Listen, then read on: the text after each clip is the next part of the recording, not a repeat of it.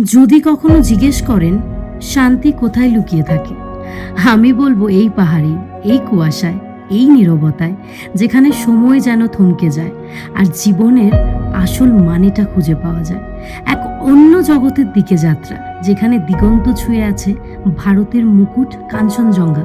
চলুন না, হারিয়ে যাই দার্জিলিং, এই সেই মায়াবী রাস্তায়।